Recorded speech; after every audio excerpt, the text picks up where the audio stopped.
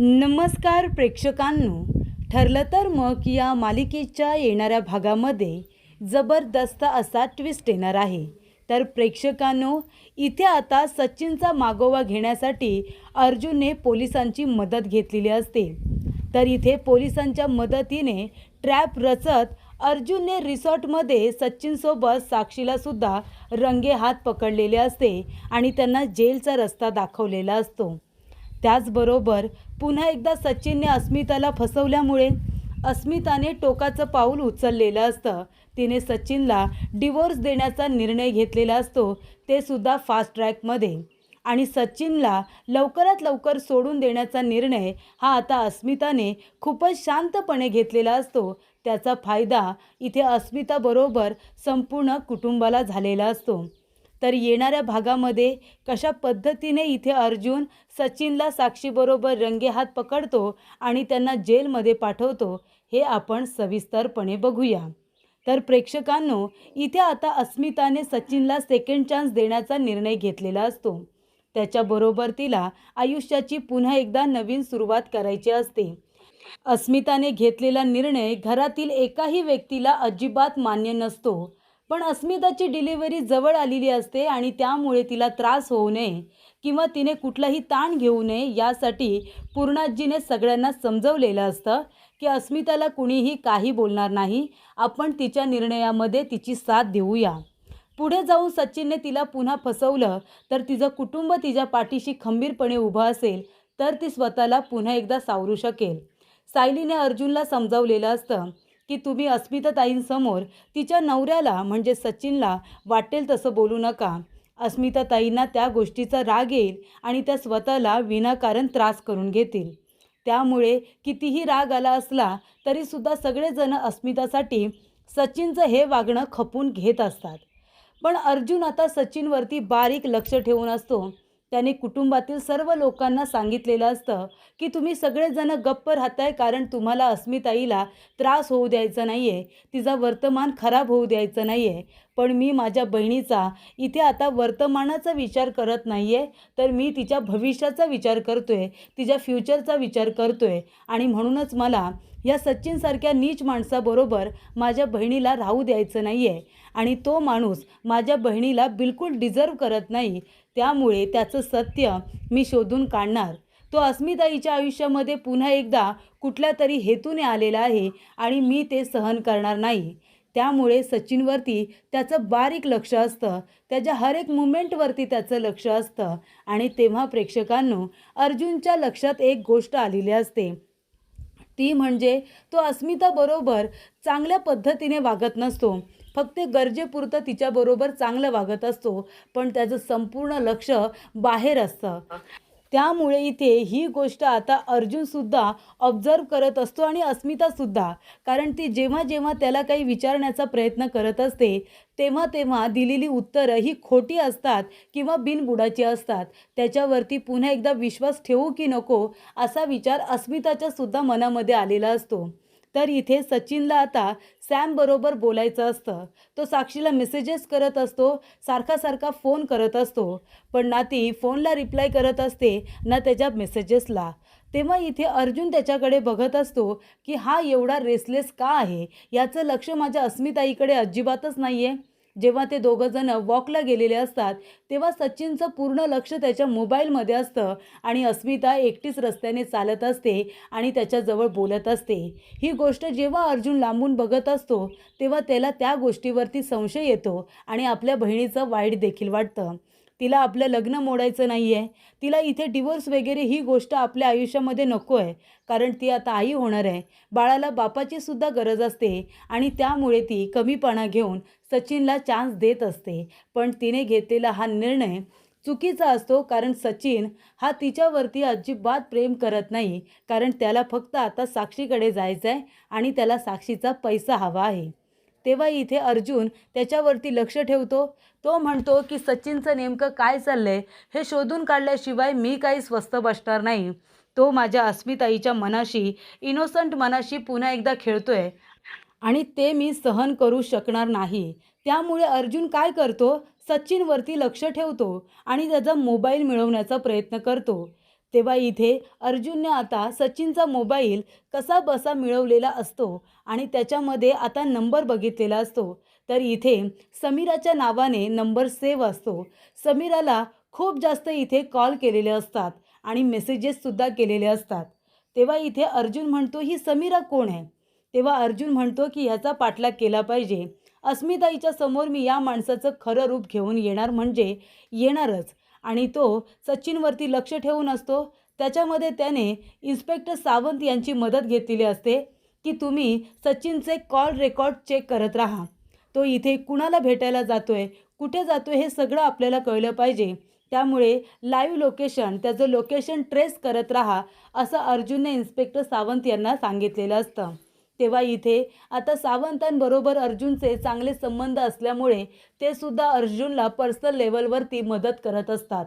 आणि तेव्हा इथे सचिनचा मेसेज साक्षीने बघितलेला असतो. त्याच्यामध्ये लिहिलेलं असतं की सॅम, जर तू मला फोन केला नाहीस किंवा तू मला भेटली नाहीस तर मी स्वतःचा जीव देईन. आणि हा मेसेज बघितल्यानंतर इथे साक्षीच्या मनामध्ये असा विचार येतो की आता 4-5 दिवस होऊन गेलेले आहेत, त्यामुळे धोका टळला असेल.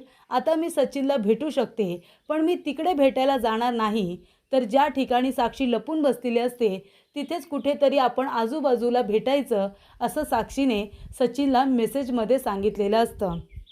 आणि तेव्हा इथे खूप प्रयत्न केल्यानंतर साक्षी सचिनला भेटायला तयार झालेली असते.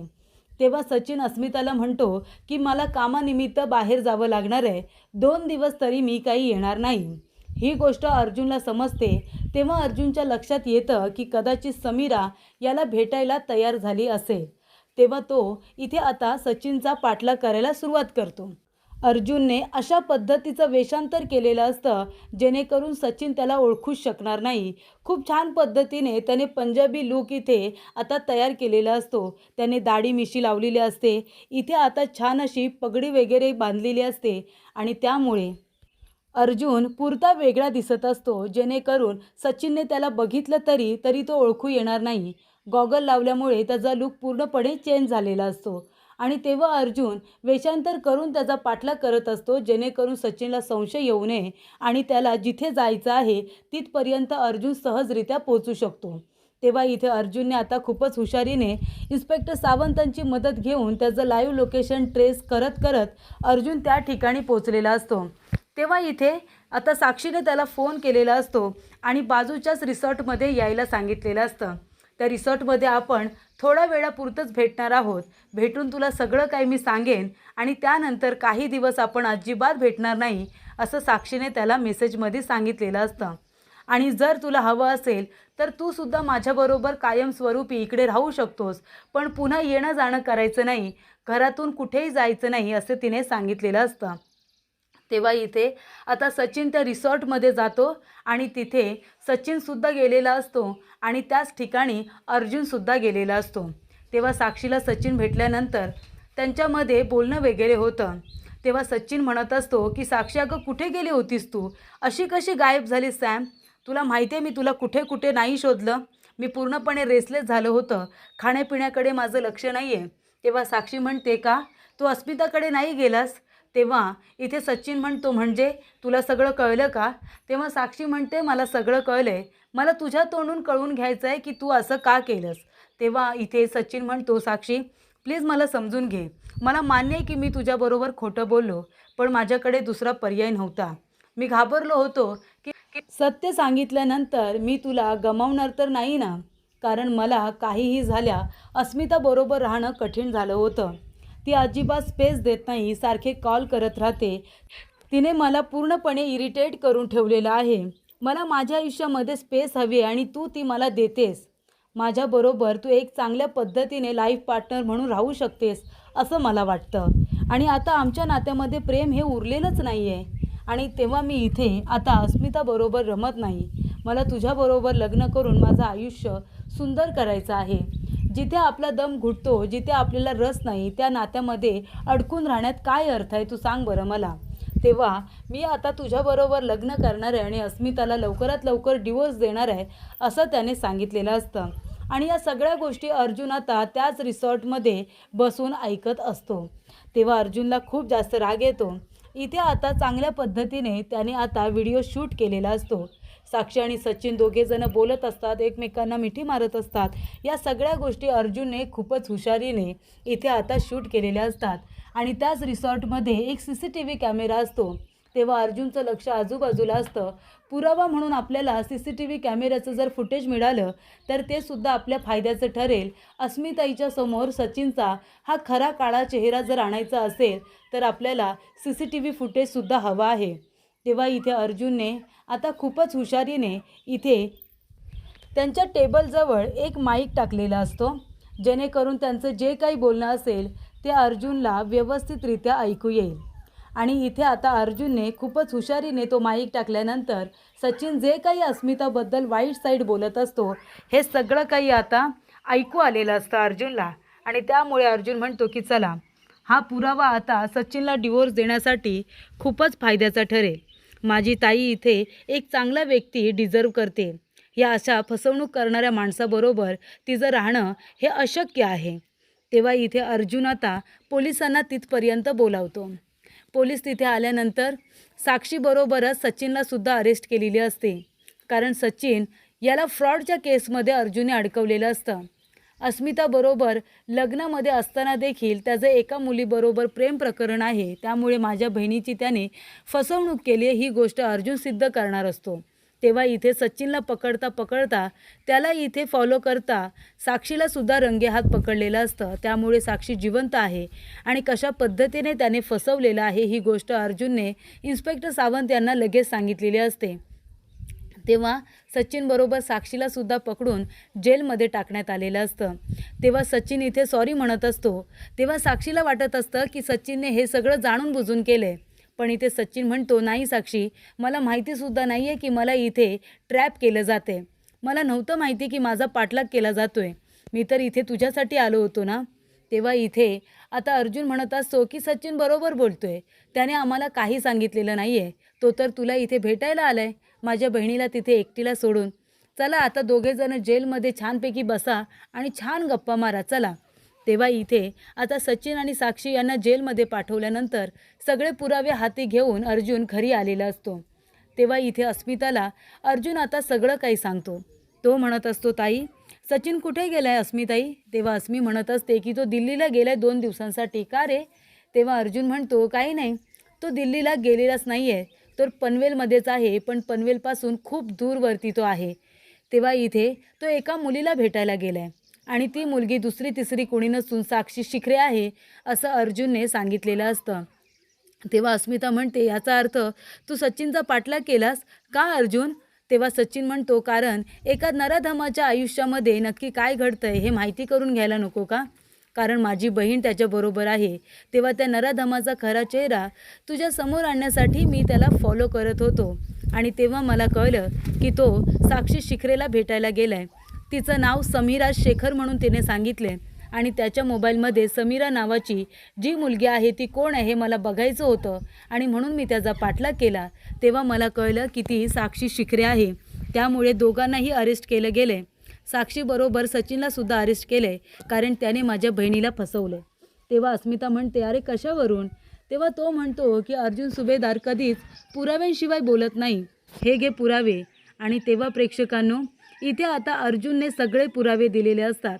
इथे आता सचिन अस्मिताबद्दल जे जे काही बोललेला असतो साक्षी शिखरेला ते सगळं काही इथे आता अस्मिता ऐकते. तेव्हा इथे अस्मिताला कळतं की तिने त्याला सेकंड चान्स देऊन किती मोठी चूक केली. ती म्हणते, अर्जुन लवकरात लवकर डिवोर्स पेपर तयार कर, ते सुद्धा फास्ट ट्रॅकमध्ये.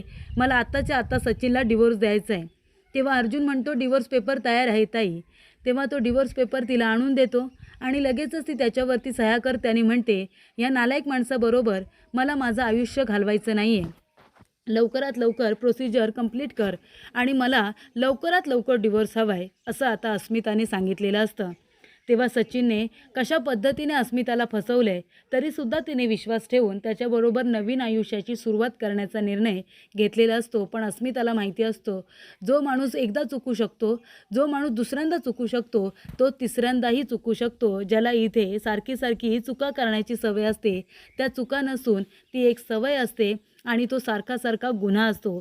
त्यामुळे अशा माणसाला पुन्हा इथे संधी देणं किंवा त्याच्यावरती आंधळेपणाने विश्वास ठेवणं हे चुकीचं आहे. आणि तेच आता अर्जुनने अस्मिताला दाखवून दिलेलं असतं की तू चुकीच्या माणसाला सेकंड चान्स देतेस.